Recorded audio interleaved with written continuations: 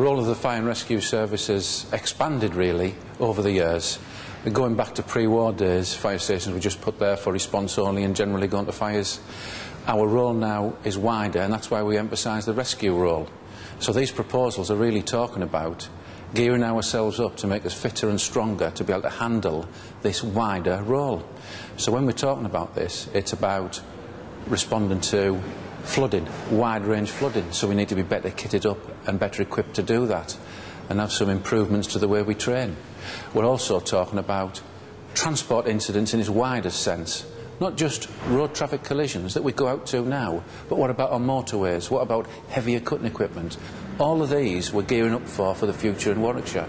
So really it's about making our roles better and adding value in a whole range of ways. One of the key parts of this proposal is to increase the number of home fire safety checks we do and fitting of smoke alarms. Now, this was quite a discussion we had with the public consultation, and it was saying to them, well really, a fire engine is part of making you safe, but there's some more proactive things that we can do. So we'll have firefighters and other partner agencies that will come out and make you safe in your home by doing home fire safety checks. We look statistically up and down the country, and over the last few years, fire deaths and injuries in the home have really been driven down. And what's that about? That's about us making the home safer in the first place. We're trying to also reduce the number of automatic fire alarms to false alarms and things like that.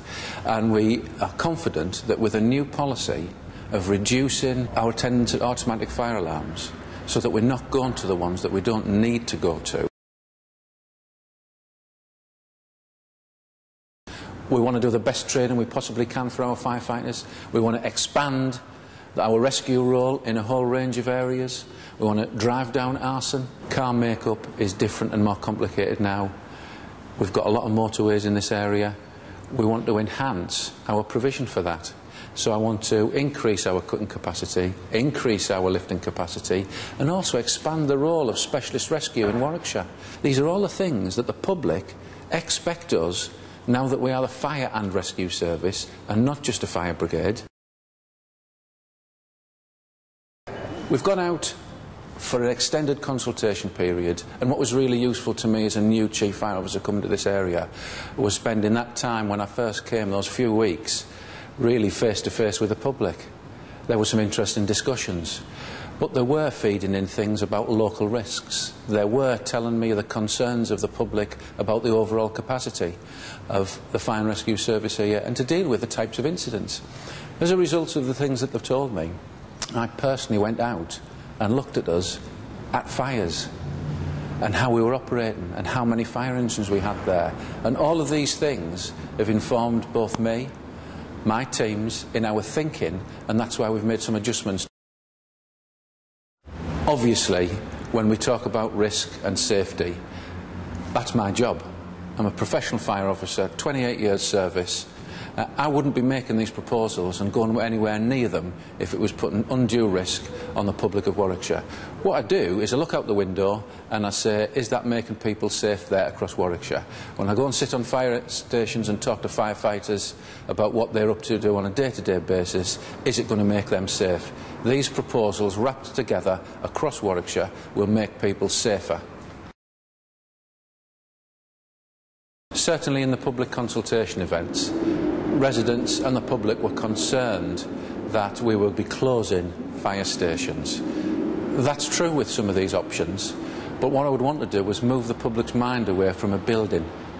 What we are saying is we're still going to get a fire engine there to you within 10 minutes. That's our existing standards, or 20 minutes in rural areas. We're not moving away from that, but what we are doing is moving that energy and money and resource from what is property actually into preventative measures or firefighter training and equipment. That's surely best for our firefighters and surely best for the community of Warwickshire as a whole. First of all, we look at historical data, historical fires, number, type, locations and things like that. We look at our standards of response that we have, the 10 minutes and 20 minutes. That's a starting point, of course.